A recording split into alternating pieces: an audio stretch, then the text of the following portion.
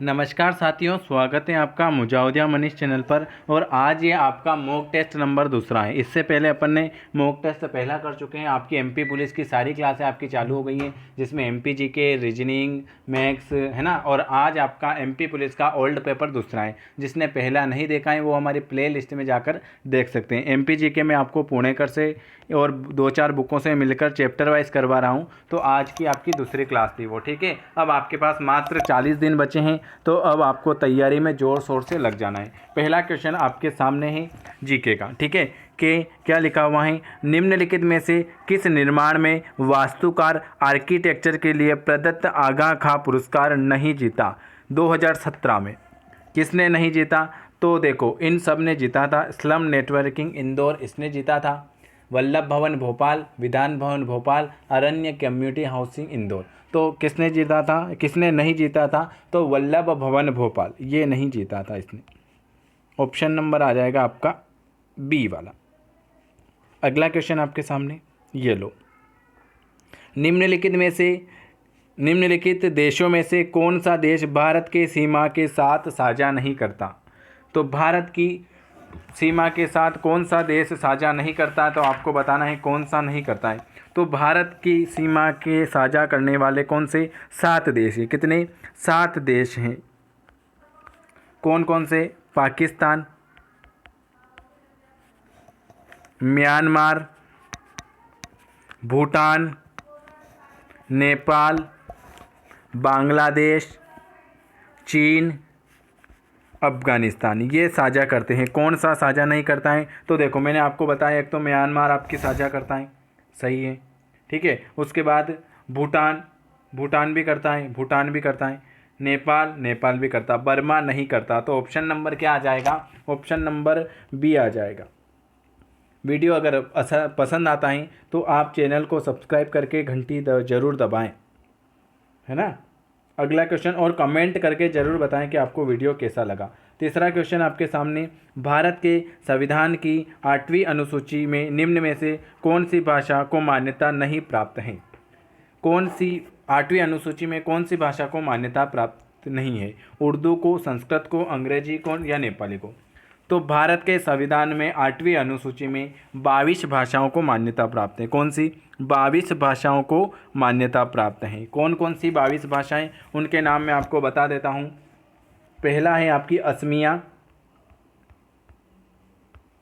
असमिया, उड़ीसा, उड़िया, उर्दू, कन्नड़, कश्मीरी, कोंकणी, गुजराती, डोगरी, तमिल, तेलुगु, नेपाली, पंजाबी, बांग्ला, बोडो, मणिपुर, मराठी, मलयालम, मैथिली, संथाली, संस्कृत, इनको ये 22 भाषाएं हैं, ठीक है। तो किसको प्राप्त नहीं है? तो अंग्रेजी भाषा को मान्यता प्राप्त नहीं है। ऑप्शन नंबर सी।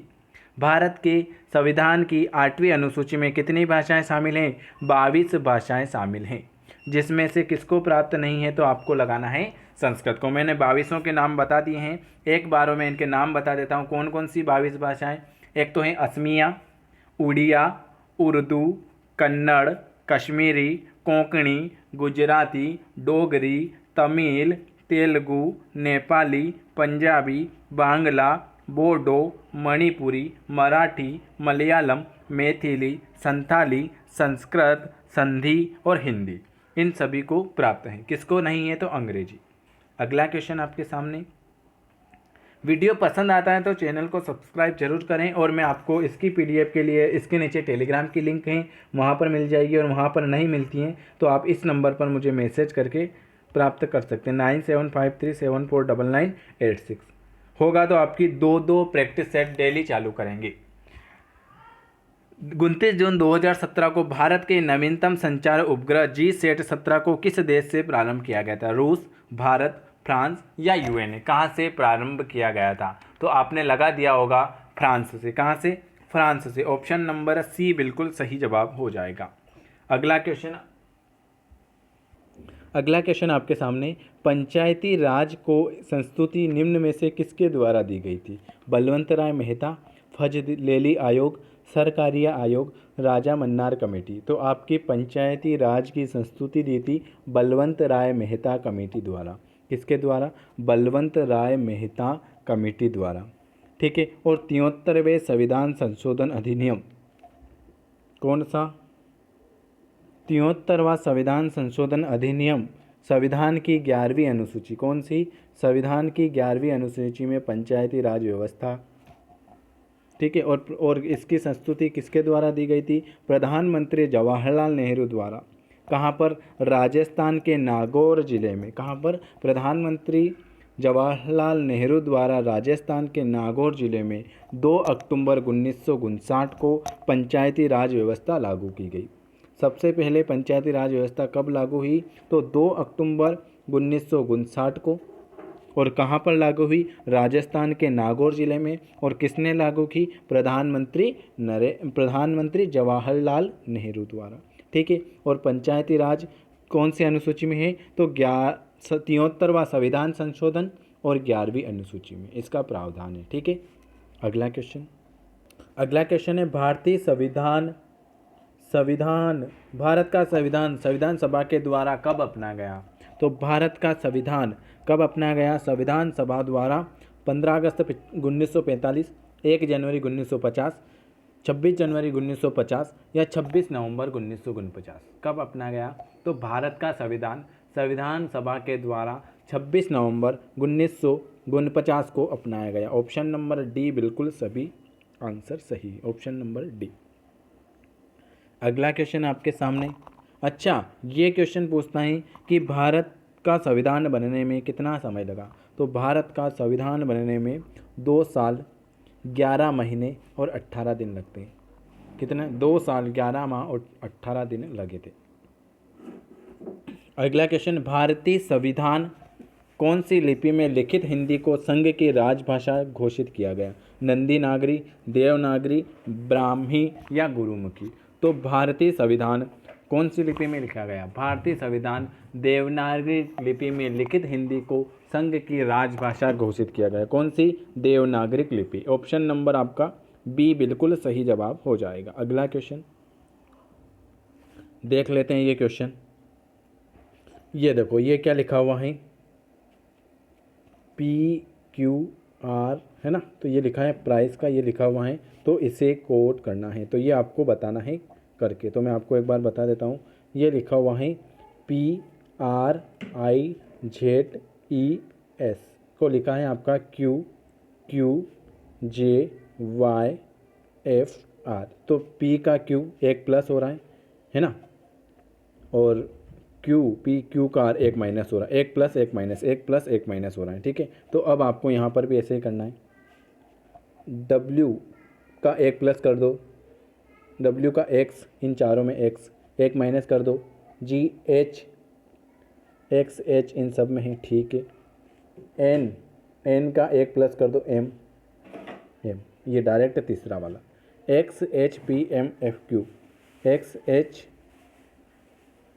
N और O। ऑप्शन नंबर डी,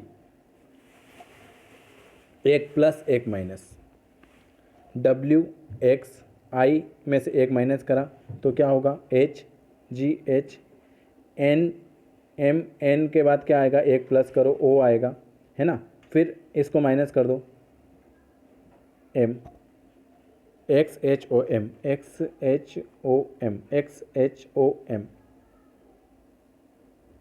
बिल्कुल सही, XHOM। Option number B. अगला क्वेश्चन आपके सामने, मालवा उत्सव 2017 कहाँ आयोजित हुआ था? खंडवा में, खजुराहो में, इंदौर में या भोपाल में? तो 2017 का कहाँ आयोजन हुआ था मालवा उत्सव का? वो तो रीजनिंग का क्वेश्चन था, इसलिए मैंने ऐसे ही करवा दिया। हम यहाँ पर GK, GS और रीजनिंग कर रहे हैं। ठीक है। बताएं, मालवा उत्सव 2017 कहाँ आयोजित हुआ था? तो मालवा उत्सव 2017 आपका इंदौर में हुआ था। कहाँ पर? इंदौर में हुआ था। 10वां, निम्नलिखित में से कौन 2014 के लिए विश्व खाद्य पुरस्कार विजेता है? 2014 का विश्व खाद्य विजेता कौन है? तो 2014 में मिला था आपके संजय राजाराम को। किसको? संजय राजाराम को मिला था। और अगर आपसे पूछ ले कि 2015 में किसे मिला था, तो 2015 में Fazle Hasan Abed, option number D, इनको मिला था 2015 में। और 2014 में पूछे तो संजय राजाराम को। अगला क्वेश्चन आपके सामने, 2016 के रियो ओलंपिक में पदक जीतने वाली पहली भारतीय महिला खिलाड़ी कौन है? 2016 के रियो पैरालंपिक में पदक जीतने वाली पहली भारतीय महिला दिव्यांग विकलांग खिलाड़ी कौन है? तो कौन थी? वो थी दीपा मलिक। कौन थी? Deepa Malik, option number C. अगला क्वेश्चन आपके सामने, केंद्र सरकार में मानव संसाधन विकास मंत्री कौन है? अभी वाला पूछ रहा हूँ, ये 2017 का था। तो 2017 में जो मानव विकास संसाधन मंत्री कौन थे? 2017 में थे आपके प्रकाश जावड़ेकर। और अभी अगर आपसे पूछ ले कि 2021 के केंद्र सरकार में मानव संसाधन विकास मंत्री कौन है, तो वो कौन है? वर्तमान में कौन है? डॉक्टर रमेश पोखरियल। डॉक्टर रमेश पोखरियल निशंक, ये हैं अभी मानव संसाधन विकास मंत्री 2021 में। और प्रकाश जावड़ेकर कौन है अभी? तो वो हैं सूचना एवं प्रसारण मंत्री। सूचना और प्रसारण मंत्री कौन है अभी? तो वो हैं प्रकाश जावड़ेकर। ठीक है, ये 2021 के भी मैंने वर्तमान के बता दिए। अगला क्वेश्चन, भारत के पहले मुस्लिम राष्ट्रपति कौन थे? फखरुद्दीन अली अहमद, जाकिर हुसैन, मोहम्मद हिदायतुल्लाह या एपीजे अब्दुल कलाम? बताएं कौन थे भारत के पहले मुस्लिम राष्ट्रपति? कौन थे बताएं? तो भारत के पहले मुस्लिम राष्ट्रपति आपके थे जाकिर हुसैन। जाकिर हुसैन थे। ठीक है, भारत के पहले मुस्लिम राष्ट्रपति कौन थे? जाकिर हुसैन। और अगर पूछ ले कि अभी वर्तमान में राष्ट्रपति कौन है, तो अभी जो वर्तमान के आपके राष्ट्रपति हैं वो है रामनाथ कोविंद। कौन है? रामनाथ कोविंद है अभी वाले। अगर वर्तमान की पूछे, वर्तमान भी आता है, करंट में आए गए आपके क्वेश्चन, तो मैं आपको करंट के भी बता रहा हूँ। वर्तमान की पूछे तो आपको बताना है रामनाथ कोविंद। एपीजे अब्दुल कलाम को किस नाम से जाना जाता है? एपीजे अब्दुल कलाम को इन्हें भारत का मिसाइल मैन भी कहते हैं। क्या कहते हैं? अगर आपसे पूछ ले कि भारत का मिसाइल मैन कौन है, तो एपीजे अब्दुल कलाम। और ये भारत के 11वें राष्ट्रपति थे। कौन से? 11वें नंबर के राष्ट्रपति थे एपीजे अब्दुल कलाम। और इन्हें मिसाइल मैन के नाम से भी जाना जाता है। ठीक है, इतना जानकारी इसके बारे में। भय, भावनाएं, प्रेम, घृणा, इनमें से आपको एक विषम बताना है। तो भय और प्रेम और घृणा ये सब विषम हैं, भावनाएं अलग आती हैं। अगला क्वेश्चन आपके सामने, ये बताओ आपको है, यदि 30 दिन वाले एक महीने का चौथा दिन रविवार पड़ता है तो 20वें दिन कौन सा होगा? तो 7 दिन होता है आपका रविवार और 7 होता है आपका रविवार। 14 दिन और 4 18, रविवार, सोमवार और मंगलवार। तो 20वें दिन आपका कौन सा होगा? तो 20वें दिन आपका होगा मंगलवार। यदि 30 दिन है, क्या कहा उसने? 30 दिन है। यदि चौथा दिन आपका है रविवार, ठीक है, तो 20 दिन पूछा है, तो 7 दिन में कितने? 7 दिन में एक रविवार आता है, फिर 7 दिन में एक रविवार आता है। कितने हो गए? 7 और 7 14 और 4 कितने हो गए? 18। 18 तारीख को आपका रविवार आया। 18 और 2 19 20, सोमवार और मंगलवार। ऑप्शन नंबर ए। अगला क्वेश्चन आपके सामने, अगला क्वेश्चन, लुप्त संख्या चुनकर श्रृंखला को पूरा करें। क्या है? 5 7 10 11 14। तो देखो 5 के बाद 6 नहीं आया और 7 आया, एक बड़ा, ठीक है। 7 के बाद 8 नहीं आया, 9 नहीं आया, 10 आया, 2 बड़ा। 10 के बाद 11 नहीं आया, 12 नहीं आया, 13 नहीं आया, 14 आया, 3। 14 के बाद 15 नहीं आया, 16 नहीं आया, 17 नहीं आया, 18 नहीं आया, 19। 19 के बाद यहाँ पर 1 प्लस हुआ, यहाँ पर 2 प्लस हुआ, यहाँ पर 3 प्लस हुए, यहाँ पर 4 प्लस हुए, तो यहाँ पर 5 प्लस हो गए। 19 के बाद 20 नहीं आएगा, 21 नहीं आएगा, 22 नहीं आएगा, 23 नहीं आएगा, 24 नहीं आएगा, तो आएगा 25। 1 2 3 4 5, तो 25 हमारा ऑप्शन नंबर बी। ठीक है, ये बी। देखो 5 के बाद 1 बड़ा 6, यहाँ पर 2 बड़ा, यहाँ पर 3 बड़ा, यहाँ पर 4 बड़ा, यहाँ पर 5 बढ़ेगा, तो 25 हो जाएगा। अगला क्वेश्चन, जब भारत को अपनी आज़ादी मिली तब भारतीय राष्ट्रीय कांग्रेस के अध्यक्ष कौन थे? कौन थे जब भारत स्वतंत्र हुआ था? कब हुआ था? वो आपको अभी पहला ही क्वेश्चन बताया था, है ना। तो जब भारत को अपनी आज़ादी मिली तब भारतीय राष्ट्रीय कांग्रेस के अध्यक्ष कौन थे? कौन थे भारतीय राष्ट्रीय कांग्रेस के अध्यक्ष? तो आपने लगा दिया होगा, कौन थे बताएं। और आपको ये क्वेश्चन बताना है कि अभी राष्ट्रीय अध्यक्ष कौन है? अभी राष्ट्रीय अध्यक्ष कौन है बीजेपी के? जब भारत को आज़ादी मिली तब भारतीय राष्ट्रीय कांग्रेस के अध्यक्ष कौन थे? तो वो थे आचार्य कृपलानी। कौन थे? आचार्य कृपलानी थे। जब भारत को आज़ादी मिली तब भारतीय राष्ट्रीय कांग्रेस के अध्यक्ष थे आपके आचार्य कृपलानी। ठीक है। अगर आपसे पूछ ले भारत के प्रथम प्रधानमंत्री कौन थे, तो भारत के प्रथम प्रधानमंत्री आपको लगाना है जवाहरलाल नेहरू। कौन थे? भारत के प्रथम प्रधानमंत्री पूछे तो जवाहरलाल नेहरू बताना है। और अगर अभी पूछे कि वर्तमान में भारत के प्रधानमंत्री कौन है, तो वो लगाना है आपको नरेंद्र मोदी। ठीक है। और भारत के राष्ट्रपति कौन थे? प्रथम राष्ट्रपति राजेंद्र प्रसाद। कौन थे? राजेंद्र प्रसाद। ठीक है। अगला क्वेश्चन आपके सामने, बच्चों के लिए राष्ट्रीय नीति 2013 के अनुसार एक बच्चा वह व्यक्ति है जो कौन सी आयु से कम है? 18 वर्ष से आयु के से कम है। अगला क्वेश्चन 24वां, अंडमान निकोबार द्वीप समूह कहाँ है? बंगाल की खाड़ी में, हिंद महासागर में, अरब महासागर में या प्रशांत महासागर में? अंडमान निकोबार द्वीप समूह कहाँ है? तो बंगाल की खाड़ी में। कहाँ पर है? बंगाल की खाड़ी में। अगला क्वेश्चन आपके सामने, कौन सा राज्य मध्य प्रदेश से अलग होकर बना? कौन सा राज्य मध्य प्रदेश से अलग होकर बना? उत्तराखंड, छत्तीसगढ़, बिहार या झारखंड? कौन सा राज्य मध्य प्रदेश से अलग होकर बना? क्या है? कौन सा राज्य मध्य प्रदेश से अलग होकर बना? तो छत्तीसगढ़ राज्य।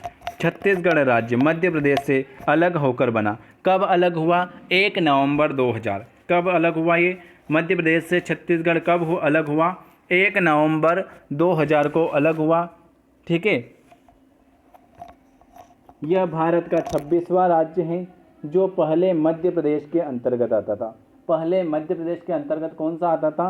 छत्तीसगढ़। छत्तीसगढ़ आता था पहले मध्य प्रदेश के अंतर्गत, लेकिन 1 नवंबर 2000 को यह अलग हुआ और यह कौन सा राज्य बन गया? भारत का 26वां राज्य बन गया। ठीक है। अगला क्वेश्चन, उच्च श्रेणी का लौह अयस्क निम्न में से किस जिले में पाया जाता है? मुरैना और रेवा, दुर्ग और बस्तर, रतलाम और धार, उज्जैन और कालूमार। कहाँ पर पाए जाते हैं? तो उच्च श्रेणी का लोहा पाया जाता है आपका दुर्ग और बस्तर। कहाँ पर पाया जाता है? Option number B. अगला क्वेश्चन आपके सामने, निम्नलिखित में से कौन सी सबसे पहली भारतीय खिलाड़ी हैं जो 2015 में विश्व बैडमिंटन चैंपियन महिला के फाइनल तक पहुंची सकी थी? कौन सी थी? तो वो थी आपकी साइना नेहवाल। कौन थी? साइना नेहवाल थी जो 2015 में विश्व बैडमिंटन चैंपियन महिला फाइनल तक पहुंच चुकी थी, साइना नेहवाल। अगला क्वेश्चन आपके सामने, अगला क्वेश्चन, धर्मनिरपेक्ष और समाजवादी शब्दों को भारतीय संविधान में संशोधन करने के लिए किस प्रस्तावना के अंतर्गत जोड़ा जाता है? बताएं। धर्मनिरपेक्ष और समाजवादी शब्दों को भारतीय संविधान में संशोधन करने के किस प्रकार के अंतर्गत जोड़ा गया? तो वो जोड़ा गया आपकी 42वां संविधान संशोधन। किसकी? 42वां संविधान संशोधन के अंतर्गत धर्मनिरपेक्ष और समाजवादी शब्दों को भारतीय संविधान में संशोधन करने के लिए प्रस्तावना के अंतर्गत जोड़ा गया। अगला क्वेश्चन आपके सामने, दिलवारा समूह के जैन मंदिर कहाँ स्थित हैं? भुज में, बड़ोदरा में, पुरी में या माउंट आबू में? तो दिलवारा समूह के जैन मंदिर स्थित हैं आपके माउंट आबू। कहाँ पर? माउंट आबू में स्थित हैं। ओल्ड पेपर लगाने से ये फ़ायदा होता है कि आपको पता चल जाता है कि किस टाइप के क्वेश्चन एग्जाम में पूछे जा रहे हैं। अगर आप सभी रेडी हैं तो अपन 2 प्रैक्टिस सेट डेली लगाएंगे। एक चैप्टर वाइज एमपी जीके की क्लास चल रही है, मैथ्स रीजनिंग चल रही है। ठीक है। करंट अफेयर्स भी आपका चालू कर देंगे। आप सभी रेडी होना चाहिए, पढ़ने में थोड़ा मज़ा आना चाहिए। ठीक है। अगला क्वेश्चन देखो, रीजनिंग बहुत सिंपल आती है। लुप्त अक्षर बताओ। ए के बाद क्या आया यहाँ पर? बी के बाद यहाँ पर क्या आया? सी के बाद यहाँ पर क्या आएगा? डी। ठीक है। डी लिख दिया। डी इन चारों में है। ये 4 ऑप्शन आपके सामने डी। ठीक है, यहाँ पर अपन अभी देख लेते, ए के बाद बी, बी के बाद सी, सी के बाद डी। बी के बाद सी नहीं आया और डी आया, ई नहीं आया, एफ, जी नहीं आएगा, H, A B C D, E नहीं आया, एफ, जी एच आई, जे के एल, डी एच एल क्या आएगा, डी एच एल। कहाँ पर है आपका, ये गलत है, ये गलत है, ये गलत है। ऑप्शन नंबर क्या आएगा, डी। ये डी एच एल कैसे आया, देखो ये देख लो, ये आपके सामने है। ए के बाद क्या प्लस हुआ, बी, बी के बाद यहाँ क्या है, सी, सी के बाद यहाँ आएगा डी, बी के बाद सी नहीं आया, डी, ई नहीं आया, एफ, जी नहीं आया, एच, सी के बाद डी आया, ए सी, ए बी सी डी, ई नहीं आया, एफ, जी एच नहीं आया, आई, जे के एल, डी एच एल, ये आ गया। ये क्वेश्चन क्या पूछ रहा है, 3506 कतला 3506 को व्युत्क्रमित करने पर धाई के स्थान पर कौन सी संख्या आएगी। 3506 को आपको क्या करना है, 3506 को व्युत्क्रमित मतलब उल्टा करना है। तो क्या लिखना है, 6053। क्या लिखना है, 3506 को उल्टा करने पर धाई के स्थान पर कौन सी संख्या आएगी। तो इकाई और धाई पर आ रही है आपकी 5। तो ऑप्शन नंबर ये नहीं है, ये नहीं है, ये नहीं है, option number 5, option number C. आया समझ में। इसने लिखा है 3506, 3506 को उल्टा करो, 6053। ठीक है, इसको उल्टा कर दिया, 6053। अब यहाँ पर कौन सी संख्या आएगी, इकाई पूछे तो 3 लगाना है, दहाई पूछे तो 5 लगाना है, सैकड़ा पूछे तो 0 लगाना, और 1000 पूछे तो 6 लगाना है। तो आपको पूछा है दहाई, तो 5 ऑप्शन है। कृषि पशुओं का वैज्ञानिक प्रबंधन क्या कहलाता है, मत्स्य पालन, मुर्गी पालन, मधुमक्खी पालन या पशुपालन। तो कृषि पशुओं का जो वैज्ञानिक प्रबंध कहलाता है वो कहलाता है आपका पशुपालन। क्या कहलाता है, पशुपालन। अब आपको कमेंट करके कमेंट बॉक्स में बताना है कि मत्स्य पालन को क्या कहते हैं, मुर्गी पालन को क्या कहते हैं, मधुमक्खी पालन को तो कहते हैं एपीकल्चर, एपीकल्चर मधुमक्खी पालन, पोएट्री फार्म मुर्गी पालन, मत्स्य पालन, ये लिखा हुआ है। कमेंट करने की कोई आवश्यकता ही नहीं है। वीडियो अगर आपको पसंद आता है तो चैनल को आपको सब्सक्राइब करना है, बेल आइकन प्रेस करना है, और इसकी पीडीएफ के लिए इस नंबर पर मुझे मैसेज करना है 9753749986। आपको डेली अगर 2 प्रैक्टिस सेट चाहिए तो एक बार यस ज़रूर लिखें, क्योंकि आपके पास भी है पीडीएफ पर आपको पढ़ने का टाइम नहीं मिलता है। अगला क्वेश्चन, ये साइंस से चल रही है आपकी। संगठन का उच्चतम स्तर क्या है, जीव हैं, परमाणु हैं, कोशिकाएं हैं या जैवमंडल है। तो आपका जो संगठन का जो उच्चतम स्तर होता है उसे हम कहते हैं जैवमंडल। क्या कहते हैं, जैवमंडल कहते हैं। अगला क्वेश्चन आपके सामने, क्या होगा यदि 2 चुंबक के समान ध्रुव को एक साथ लाया जाए। क्या होगा यदि 2 चुंबक के समान ध्रुवों को एक साथ लाया जाए, तो वह एक दूसरे को प्रतिकर्षित करेंगे, वे एक दूसरे को आकर्षित करेंगे, वे कभी प्रतिकर्षित करेंगे तथा कभी आकर्षित करेंगे, या वे न तो आकर्षित करेंगे और न ही प्रतिकर्षित करेंगे। क्या होगा यदि 2 चुंबक के समान ध्रुवें के एक साथ लाते हैं तो वे एक दूसरे को क्या करेंगे, प्रतिकर्षित करेंगे। ऑप्शन नंबर ए बिल्कुल सही जवाब हो जाएगा। अगला क्वेश्चन आपके सामने, एक कोशिकी यूकेरियोटिक सूक्ष्म जीव को दिया गया नाम बताइए। एक कोशी यूकेरियोटिक सूक्ष्म जीव को दिया गया नाम क्या है, प्रोटिस्का। क्या है, प्रोटिस्का है मेरे प्यारे साथियों, प्रोटिस्का। अगला क्वेश्चन आपके सामने, उपस्थिति एक संयोजी उत्तक होता है, कठोर, तरल, कोमल या अर्धचालक। तो उपस्थित एक कोमल संयोजी उत्तक होता है। कौन सा, कोमल संयोजी उत्तक होता है। अगला क्वेश्चन आपके सामने, तो इस मानव का उत्सर्जी उत्पादन कौन सा है, तो वो है आपका यूरिया। अगला क्वेश्चन, गहरे सागर में गोताखोर इसलिए विशिष्ट सूट पहनते हैं किसके लिए, समुद्र के उच्च दाब से बचने के लिए, स्वयं को समुद्री जानवरों से बचाने के लिए, शरीर को गीला होने से बचाने के लिए, या अपने शरीर का तापमान बनाए रखने के लिए। गहरे सागर में गोताखोर किस लिए विशिष्ट सूट पहनते हैं? इसलिए पहनते हैं क्योंकि समुद्र का जो उच्च दाब होता है उससे बचने के लिए, समुद्र के उच्च दाब से बचने के लिए। विद्युत धारा के चुंबकीय प्रभाव को जिस वैज्ञानिक द्वारा खोजा गया उसका नाम क्या है? बताएं क्या क्वेश्चन है। विद्युत धारा के चुंबकीय प्रभाव को जिस वैज्ञानिक द्वारा खोजा गया वो कौन है? माइकल फेराडे, जॉनसन, रदरफोर्ड या हेंस? तो विद्युत धारा के चुंबकीय प्रभाव को जिस वैज्ञानिक द्वारा खोजा गया वो है आपके कौन सा है? Hence, option number D. आपको बताना है रदरफोर्ड ने किसकी खोज की थी, जॉनसन ने, माइकल फेराडे ने, इन तीनों ने किसकी खोज की थी? ये आपको कमेंट करके कमेंट बॉक्स में बताना है, जिससे हमको पता चलेगा कि आपने सारे वीडियो देखे हैं। ठीक है, अगला क्वेश्चन आपके सामने, जल में क्षार के विलयन की क्या प्रक्रिया है? बिना ऊष्मा विनिमय के साथ, ऊष्माशोषी, ऊष्माक्षेपी या बहिस्फोटक? तो जल में क्षार के विलयन की प्रक्रिया कहलाती है ऊष्माक्षेपी। क्या कहलाती हैं? ऊष्माक्षेपी कहलाती हैं। नेहस एक खास दिन को पूरा चंद्रमा देखती है, वह कितने दिन बाद फिर चंद्रमा देख सकेगी? तो वह 29 दिन बाद, 30 दिन बाद, 31 दिन बाद या 23 दिन बाद? तो नेहा एक खास दिन जो पूर्ण चंद्रमा देखती हैं वह 29 दिन बाद फिर उस चंद्रमा को देख सकती हैं। कितने दिन बाद? 29 दिन बाद फिर चंद्रमा को देख सकती हैं। लैक्टोबेसिकल विशेष भूमिका निभाता है दूध से दही जमने में, केक व ब्रेड बनाने में, पनीर बनाने में या अल्कोहल के निर्माण में, किण्वन प्रक्रिया में? तो लैक्टोबेसिकल सब दूध से दही जमने की प्रक्रिया कहलाती है आपका लैक्टोबेसिकल। दूध से दही जमने को हम क्या कहते हैं? लैक्टोबेसिकल। ऑप्शन नंबर ए।